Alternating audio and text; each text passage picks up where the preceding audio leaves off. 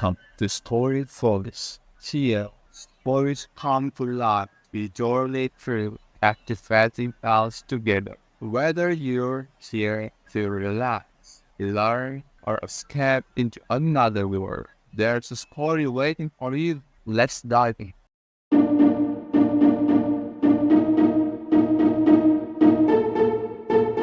The myth of the cave is found in Plato's dialogue, The Republic.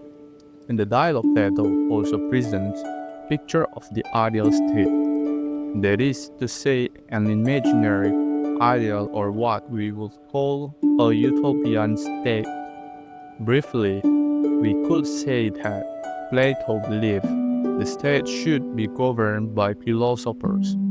He bases his explanation of this on the construction of the human body. According to Plato, the human body is composed of three parts: the head, the chest, and the abdomen. For each of these three parts, there is a corresponding faculty of the soul.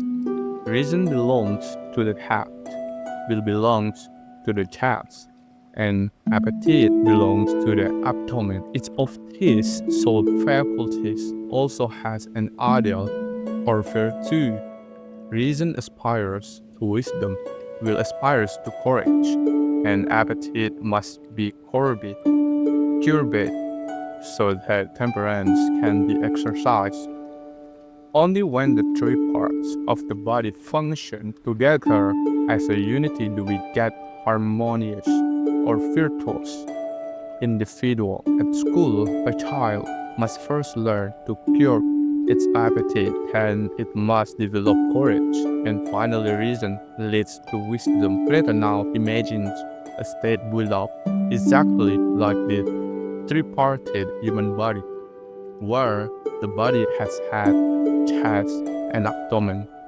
The head has rulers, auxiliaries, and laborers. Here Plato clearly used Greek medical science as he modeled, just as a healthy and harmonious man exercise, balance, and temperance. So a virtuous state is characterized by everyone knowing their place in the overall picture. Like every aspect of Plato's philosophy, his political philosophy is characterized by rationalism. The creation of a good state depends on its being governed with reason, just as the head governs the body. So philosophers must rule society. Let us attempt a simple illustration of the relationship between the three parts of man and the state. Body, soul, virtue, state, head, reason, wisdom, rulers, chest, will, courage, auxiliaries, abdomen, appetite, temperance, labor. Plato, ideal state, is not unlike the old Hindu caste system, in which each and every person has his or her particular function for the good of the whole.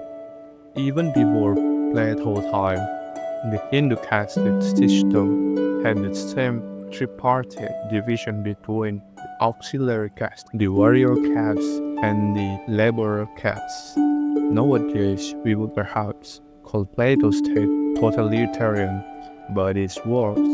That thing had he believed woman could govern just as effectively as man, for a simple reason that the rulers govern by virtue of their reason.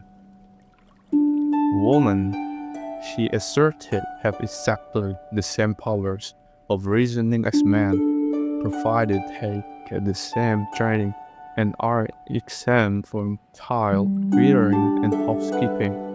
In Plato's ideal state, rulers and warriors are not the law of family, love, or private property. The rearing of children is considered too important to be left to the individual and should be the responsibility of the state. After a number of significant political setbacks, Plato wrote the Thoughts, in which he described the constitutional state as the next best state. She now reintroduced both private property and family ties. Women's freedom thoughts became more restricted. However, she did say that the state does not educate and train a woman like a man who only trains his right arm. All in all, we can say that Plato had a positive view of women, considering the time he lived in the Dialogue Symposium. He gives a woman the legendary priestess Theotima the honor of having given Socrates his philosophic insight. So that was Plato, Sophie. His astonishing theories have been discussed, and criticized for more than 2,000 years. The first man to show was one of the Pope elves from his own academy. His name was Aristotle, and he was the third great philosopher from Athens. I will say no more. While Sophie had been reading about Plato, the sun had risen over the woods to the east. It was peeping over the horizon just as she was reading. A one-man clambered out of the cave and blinked in the dazzling light outside. It was almost as if she had herself emerged from an underground cave. Sophie felt that she saw nature in a completely different way after reading about Plato. It was rather like having been colorblind. She had seen some shadows, but had not seen the clear ideas. She was not sure Plato was right in everything he had said about the eternal patterns, but it was a beautiful thought that all living things were perfect copies of the eternal forms in the world of ideas, because wasn't it true that all flowers, trees, human beings, and animals were imperfect? Everything she saw around her was so beautiful and so alive that Sophie had to rub her eyes to really believe it. But nothing she was looking at now looked lost. And yet, in 100 years, the same flowers and the same animals would be here again. Every single flower and every single animal should fade away and be forgotten. There would be something that recollected how it all looked. Sophie gazed out at the world. Suddenly a squirrel ran up the trunk of a pine tree.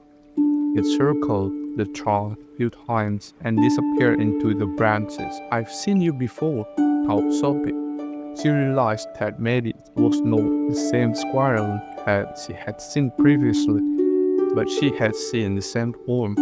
For all she knew, Plato would have been right. Maybe she really had seen the eternal squirrel before in the world of ideas, before her soul had taken residence in a human body. Could it be true that she had lived before? Had her soul existed before it got a body to move around in? And was it really true that she carried a little golden knight inside her, a jewel that cannot be corroded by time? A soul that would live and when her own body grew old and died?